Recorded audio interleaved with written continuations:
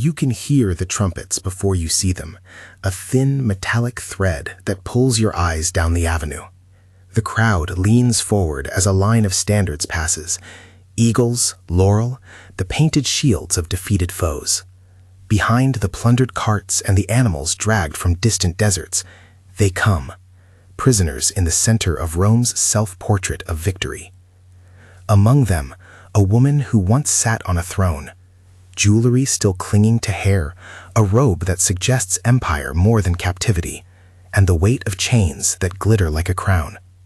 For a moment, she is both sovereign and spectacle. The question lingers in every cheer: what really happened to queens captured by Rome? That moment, the queen forced to become a lesson, is the axis around which imperial power turned. The triumph was not merely a parade, it was statecraft performed in public. It was psychological warfare, a ritualized sentence read in the busiest square of the Mediterranean world. To understand the fates of crowned women who passed through it, we must listen to the clang of boots, watch the procession's choreography, and then follow several lives beyond the street, into prison cells, into villas under surveillance, into amphitheaters where children might later stand as proof that a lineage could be reduced to a spectacle. If this story grips you, it helps bring erased voices back. They led the procession from the Campus Martius toward the Capitoline Hill, a route mapped for maximum effect. Along the way, the city's architecture and statues framed the show, Rome itself as theater, the Temple of Jupiter at the summit as its final judgment seat. The route mattered. Each block of the city became a platform where civic identity and power were rehearsed. Looted silver and tapestry lay on wagons, scenes of cities burning were painted on panels. Captives walked in a chain gang that told a simple story. Rome had prevailed, and those who resisted had been humbled. At the head of that column, placed for emphasis, were the captured rulers. They were kept in their regalia, helmets, crowns, robes, not as a courtesy, but as a rhetorical device. Seeing a king or queen in the irritant of chains made the victory legible. Once mighty authority, now bound, its speech silenced by the state's instruments. The image was designed to do more than humiliate the individual. It was meant to sear a lesson into the minds of subject peoples and Roman citizens alike. Rebellion had a face, and Rome made that face small. That ritualized shrinking of enemies was an instrument with choices built into it. After the parade, there was no single prescribed fate. Some prisoners were executed immediately after the procession. Others were handed over to other magistrates, sold into slavery, or dispatched to the underworld of the Tullianum, the subterranean prison beneath ancient Rome, later associated with the harshest punishments. A few were kept alive, transported into Roman households, or given estates. They became living trophies, their survival curated to demonstrate the emperor's power to spare or subdue. Each path, death, private humiliation, assimilation, carried a different political message. Emperors weighed them not only by cruelty or mercy, but by calculation. Would execution create martyrs? Would keeping a royal bloodline alive serve Rome by showing dominance without producing a rallying point for resistance? These are not abstract choices when you look at specific lives. To see how the Roman calculus worked in practice, we turn now to three cases whose traces survive unevenly in the ancient record: Boudica of the Iceni, Thusnelda and her son Thumelicus, and Zenobia of Palmyra. They are, in some ways, archetypes for the range of outcomes: public humiliation and violent retaliation, captive lineage turned into spectacle, and survival lived as a gilded, erasing dependency. Boudica of the Iceni is known to us largely through the Roman historian Tacitus, whose account shapes much of what we accept as fact, while also reflecting Roman assumptions and angles of condemnation. Boudica's husband, Prasutagus, had attempted a kind of compromise with Rome. He named the emperor as co-heir with his daughters, a strategy meant to preserve an element of local autonomy while acknowledging Roman supremacy. When he died, Rome moved instead to absorb the territory outright. The response was brutal and immediate. Described by Tacitus are flogging and public humiliation meted out to Boudica herself and the seizure of her daughters. The surviving sources are clear that the Roman acts were calculated to degrade, to make Boudica an object lesson. The precise details of what happened to her daughters are, as with many such episodes, obscured by time and by the rhetorical aims of the authors. We must avoid inventing specifics where ancient writers leave gaps. Tacitus reports the outrage and the violence. He also interprets it through a Roman lens that seeks to justify conquest and to warn of barbarian rebellion. What followed was a response that proved how these violations could backfire. Boudica raised an alliance of tribes and led a rampage that destroyed Roman settlements, including what was then Londinium. Her revolt was swift and terrifying to Roman observers. Tacitus describes it with a horror that reads like an imperial lament. In the end, Roman arms prevailed. Boudica's final fate is uncertain. Some accounts say she died by suicide to avoid capture, others give no lasting confirmation. Her daughters, meanwhile, vanish from the record. There is no reliable account of what became of them. The disappearance of these women from both Roman records and local lore is itself a form of erasure. When the chroniclers discuss the uprising, they focus on grandeur and devastation, on whole cities, on male commanders. The personal ruins, daughters taken, women shamed, fade into the background, or are rendered as rhetorical devices. The result is a story in which the voices most intimately affected are often the least audible. The second case reaches north and east, into the tangled politics of Rome's Germanic frontiers. Thusnelda was a Germanic noblewoman connected to Arminius, the leader whose ambush in the Teutoburg forest inflicted one of Rome's greatest defeats. Her capture is recorded in Roman sources that emphasize both triumph and humiliation. According to Tacitus and other writers, Thusnelda had been taken by her own father in part as a bargain with Rome, a grim attempt to buy safety by offering a family member. The image that endured in Roman memory was of her led in chains during Germanicus's triumph. Notably, she appeared with her infant son, later identified in some sources as Thumelicus. The sight of a child amidst a line of captives played a specific role in Roman messaging. Lineage, like territory, could be displayed as conquered. That child was a living symbol reduced to the status of prop. The record suggests the infant's life did not proceed as his ancestry might have intended. Later accounts imply that Thumelicus's adulthood was spent under the shadow of Roman spectacle, perhaps even within the arena. Here, the sources are murky and must be treated with caution. Some later writers claim he became a gladiator or was otherwise exhibited. Others offer no explicit confirmation. What is clear from the pattern is the conceptual aim. By appropriating or destroying heirs, Rome could sever the continuity of resistance. Turning a prince into a performer, if that is indeed what occurred, has a logic to it. A lineage reduced to entertainment is a lineage neutralized. The Snelda story also teaches us about the many small betrayals that fed Rome's machinery. The choice of certain families to hand over kin, whether out of calculation, duress, or hope for favor, shows how Roman power extended beyond the battlefield into the bargaining of family ties. It made survival contingent not only on martial strength, but on alliances and the precarious decisions of kin. The third case takes us to the eastern reaches of empire, Zenobia of Palmyra. Her name appears in later sources with the weight of legend. Unlike Boudica and Thusnelda, Zenobia's challenge to Rome was organized statecraft. She carved out a brief Palmyran empire, extending her influence across Syria, Egypt, and beyond. Her coins proclaimed sovereignty. Her court cultivated both Greco-Roman and Near Eastern traditions. When Aurelian marched to restore Roman control, Zenobia's defeat was swift by the standards of major campaigns. The dramatic capture of her family and the march to Rome became a test case for imperial theater. Here, the ancient narratives, including the Historia Augusta and other later compilations, record a different imperial calculation. Aurelian chose not to execute her. Instead, he displayed her in Rome and, according to some accounts, kept her alive, installing her in a place of constrained privilege, a villa, divorced from power but not killed. The precise details of her later life are debated. Historia Augusta, a source that must be read with a degree of skepticism because of its mix of fact and invention, describes a scene in which Zenobia, once a queen who mounted armies, spent her remaining years weaving under Roman supervision. Other accounts suggest she was married off into Roman provincial elite circles or given an estate where she lived under watch. These outcomes are consistent with a Roman strategic pattern. Leave a prominent captive alive to demonstrate the ruler's capacity to give or withhold clemency. Convert the captured elite into a symbol of imperial magnanimity and control. But survival was not necessarily mercy in the way we often imagine. For the captive queen, life in Rome or in a Roman villa could be a gilded cage. Her dignity remained visible, but her independence and political authority were gone. Cultural erasure could cut deeper than death. To be provided with clothes and a house while stripped of the means to speak or to command meant living at the imperial pleasure, always observable, always a reminder that the empire could both sustain and reduce you. Zenobia's continued presence in Rome served both to entertain and to absorb a narrative. The queen who had once rivaled the emperor was now a subordinate curiosity, a lesson in the limits of local power.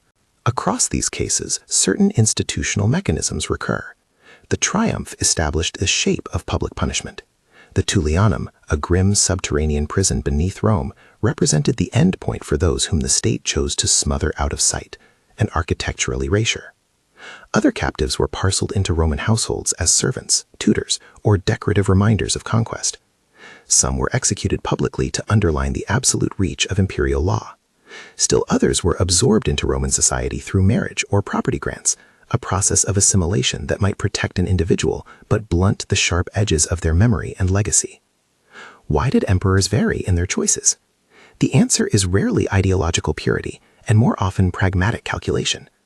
A living captive of noble blood could be a problem and an asset. If kept alive but humiliated, a queen could become a spectacle that confirmed imperial dominance without martyring her and fueling further revolt. Yet if the captive's survival presented a risk of rallying the defeated people around her, execution could seem prudent. Merciful treatment could be advertised as clemency, a political virtue. Conversely, the spectacle of punishment, chains, public insult, execution, could pose a deterrent. Emperors measured these outcomes against the particular political moment, the stability of their rule, the temperament of the conquered people, and their own need to project either fear or clemency to Rome's citizens and to foreign powers. Another factor was the politics of memory itself. Erasure can be active and passive. Active erasure takes the form of destroying monuments, recasting coins, and forbidding local practices that sustained a dynasty. Passive erasure occurs when chroniclers omit the stories of women, of children, of those who were not powerful enough to leave documentary traces. The result is a palimpsest, where the loudest, most Roman voices overwrite the subtle indigenous narratives. In many cases, the silence is the most telling source we have, the absence of a daughter's later life in the archives, the anonymity of a woman's grave, the missing inscriptions where a palace once stood. It is vital to emphasize the gendered nature of these processes. Queens and princesses occupied a special place in Rome's symbolic economy. They were living proofs of conquered sovereignty. By humiliating or domesticating them, Rome prosecuted a case against the idea of alternative rule, especially female rule that threatened traditional or imperial hierarchies. The visual of a queen in chains performed a double function. It demonstrated Rome's capacity to dominate, and it delegitimized the idea that a woman could lead a polity independent of Roman tutelage. The treatment of women captives, therefore, carried an extra symbolic freight. It communicated not only defeat, but also a restoration of Roman gendered political order. Historiography complicates every claim we make about these lives. Tacitus, who reports on Boudica and Thusnelda, writes with rhetorical aims shaped by his Roman senatorial vantage. He wants to explain, judge, and sometimes warn. The Historia Augusta, which offers material on later events such as Zenobia's fate, mixes credible data with embellishment. Modern scholars can read these accounts critically, weighing archaeological evidence, coins, inscriptions, ruins, against literary narratives, but we must also accept that some fates are simply lost. Where the record is silent, the responsible historian uses qualifying language. Likely, possibly, no record survives. The absence of certainty does not absolve us of responsibility. It invites humility and restraint. There is also a landscape element to this story. The triumph's route ends at the Capitoline, where the Temple of Jupiter became the theater's final backdrop. Other physical traces survive in the city: the Tullianum subterranean vaults, a name carved in stone, a block reused as building material in a later era. Outside Rome, the ruins of Palmyra, the muddy banks of the Thames, and the forested ridges of northern Germany bear marks of imperial campaigns. But the marks of women's lives are harder to read in stone. A shopping district in a modern European capital may sit atop roads once trodden by captives. A villa used for display centuries ago may now be a suburban ruin, its meaning diluted by layers of time. What survives, most often, are stories refracted through those with the power to write. That doesn't mean the experience was unreal, only that its memory was curated by those who triumphed. Recovering those erased voices requires careful reading between the lines, attention to the gaps as well as to the things stated directly. It demands empathy as well as skepticism. We have to return, briefly, to the choices political leaders made about mercy and cruelty. Consider Aurelian's decision regarding Zenobia. An execution might have carried the finality of annihilation, but could also have risked turning her into a martyr in the eyes of the East. Keeping her alive and visible delivered a nuanced message. Rome could be merciful and still unchallengeable. But that mercy carried a violence of its own, the slow, insidious unmaking that comes from removing a person's power while retaining their privacy and comforts. The queen's name would survive in a Roman anecdote. Her court, her coins, and the institution she built would be rewritten or dismantled. Contrast that with the tactic used against the Snelda and Thumulatus, where the humiliation of appearing with an infant in a triumph likely served as a direct strike against lineage. Making heirs into props or performers sent a message across generations. The bloodline would not be permitted to serve as a rallying point. And Boudica's daughters, taken into the fog of history, teach us how personal losses can be folded into larger narratives of rebellion and pacification, so that the private toll vanishes from view. If there is a single through line, it is that Roman authority treated captured queens as symbols to be managed. Their bodies, their children, their names, and their futures were all instruments in an expanded system of punishment and control. The methods varied according to political aims, deterrence, assimilation, spectacle, but the goal was consistent: to turn resistance into a lesson, and to do so publicly. That publicness matters. The triumph was a civic ritual intended to instruct Romans about the meaning of their empire. If you stood in the crowd, you were expected to understand the moral of the story. If you were a subject in a newly conquered province, the message was even clearer. Rome could reduce kings and queens to mere elements of its display, making rebellion not simply military failure, but social degradation. The performance of humiliation was therefore a form of communication to both the conquered and the conquerors. We end where we began, on that street, with jewels catching sunlight while chains bite into wrists. To answer what really happened is to offer a range rather than a single verdict. Some queens were killed quickly, made examples of in the most terminal sense. Others were kept alive as living trophies, their survival used to demonstrate imperial restraint or mastery. Still others entered a more pernicious form of erasure, assimilation into Roman society that dissolved political identity even as it preserved physical life. What all these outcomes share, however, is a profound human cost. To be displayed is to lose privacy and agency. To be spared is sometimes to occupy a gilded prison. To be executed is to vanish from the social fabric of a people who had once supported you. The politics of memory compounds that suffering when chroniclers, archaeologists, and modern tourists, standing over the stones that remain, fail to give voice to those who were pushed out of the story. Today, the sites themselves are instructive. The Capitoline Hill still looks down over Rome. The Tullianum shadow is preserved in fragments. Palmyra's columns stand like fragments of a life that was boldly argued for and then suppressed. Where popular culture offers dramatic endings, reality typically presents a messy, negotiated sequence of events. It is rarely a single clean punishment, but rather a political calculus played out in ceremonies, decrees, and private arrangements. In that calculus, women who once governed are often the instruments by which empire confirmed its design. Remembering them requires attention to fragments and silence alike. It means reading Tacitus with a critical eye and the Historia Augusta with caution. It means looking at coins and legal documents and at later myths, and letting uncertainty sit without being filled by sensational imagination. Empathy and restraint must go hand in hand. So what really happened to queens captured by Rome? The short answer is a range of fates shaped by imperial calculation. Some were killed to extinguish resistance quickly. Some were displayed, humiliated, and used as instruments of punishment. Some were absorbed into Roman life, living on as muted testament to Rome's power. Across all variants, however, there is a common thread of dignity stripped and memory contested, an enduring human cost that official triumphs meant to obscure. Their stories survive in shards, a coin, a line in a historian's book, a ruin in the sand. Recovering them is not merely an antiquarian exercise, it's an ethical one. It is an attempt to listen to voices that empire tried to muffle and to understand how power works by its appetite for spectacle and for silence. If you've been moved by these recovered histories, subscribe for more episodes where we look for the people history tried to hide. There are more voices to find, women, children, and communities whose futures were bargained over in the shadow of the empire. Their traces are waiting. So is the work of remembering them, carefully, critically, and with the dignity they were denied.